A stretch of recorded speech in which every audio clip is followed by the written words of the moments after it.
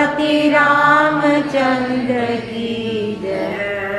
राधे वर कृष्णचंद्र की जय।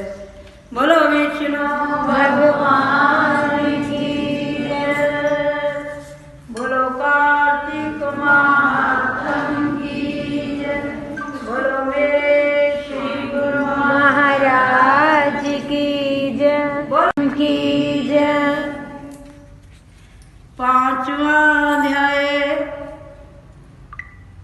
प्रभु मुझे सहारा है तेरा, जग के पालनहार।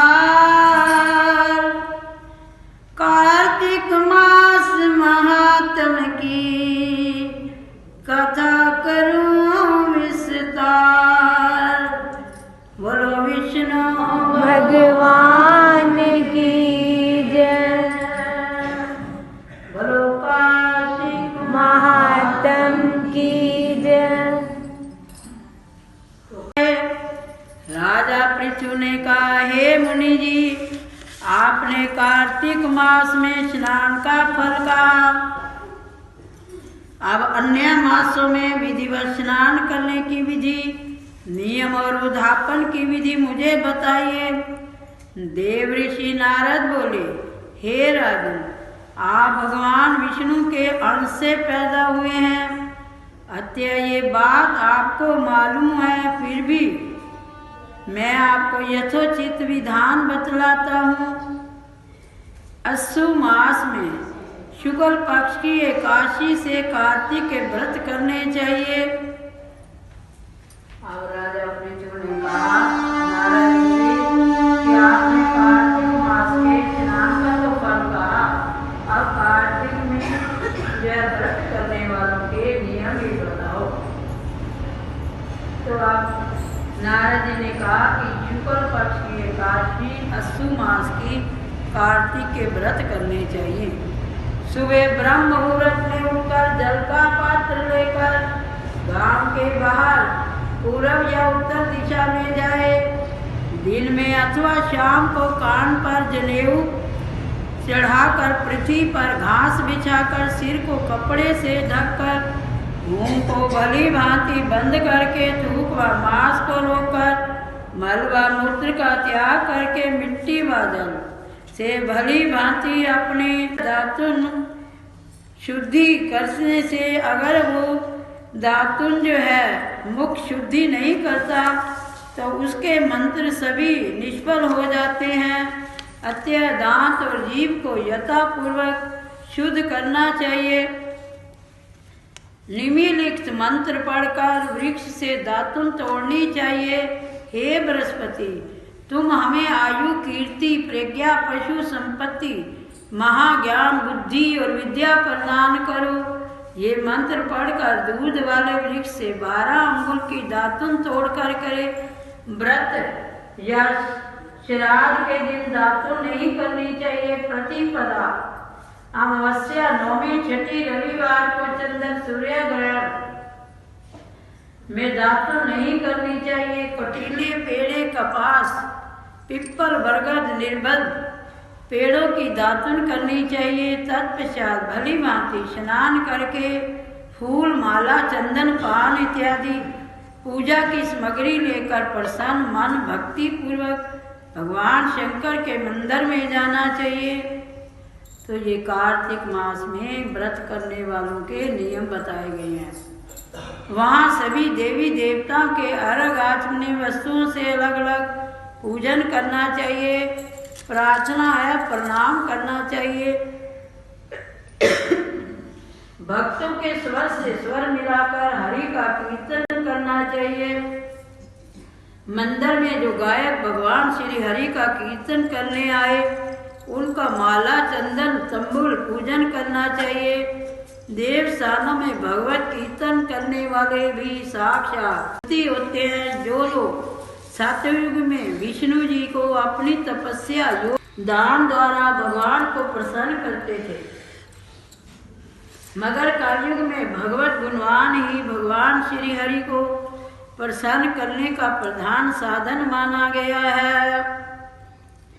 श्री ओम नमो भगवते वासुदेवाय। श्री ओम नमो भगवते वासुदेवाय। हरि ओम नमो भगवते वासुदेवाय। श्री ओम नमो भगवते वासुदेवाय।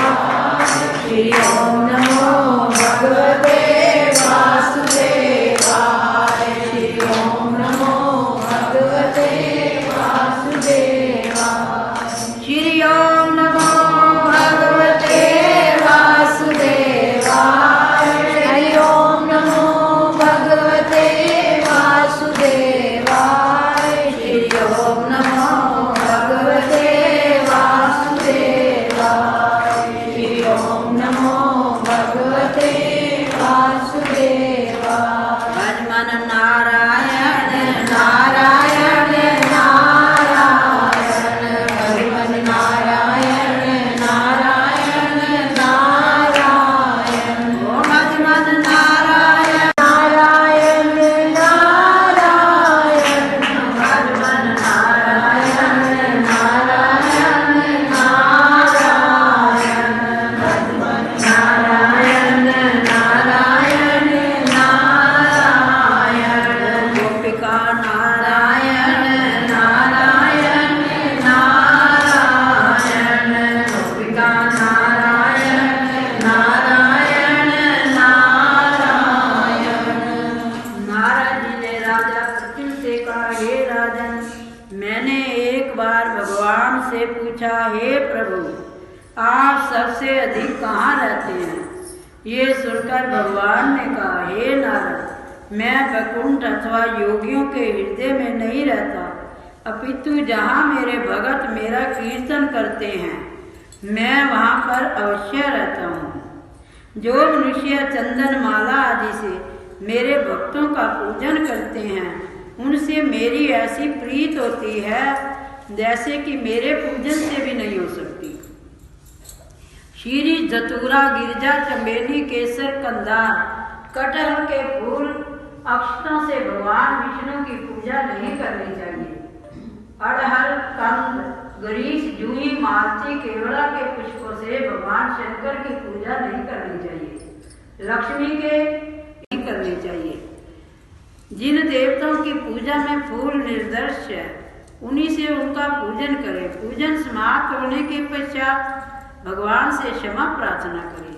यथा, हे सुरेश्वर, हे देव, मेरे पास ना मंत्र है ना क्रिया है, मैं भक्ति से भी हीन हूँ। जो कुछ भी पूजा मैंने आपकी की है उसे पूरा करें। ऐसी प्रार्थना करने के बाद दंडवत प्रणाम और क्षमा प्रार्थना करके भगवत कीर्तन करना चाहिए। श्री हरि की कथा सुननी चाहिए। प्रसाद ग्रहण करना चाहिए।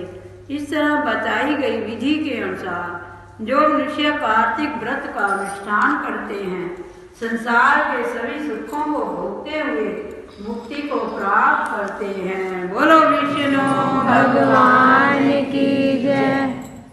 अथ 5वां अध्याय समाप्त। कथा समाप्त होते हैं विदा हुए हनुमान राम।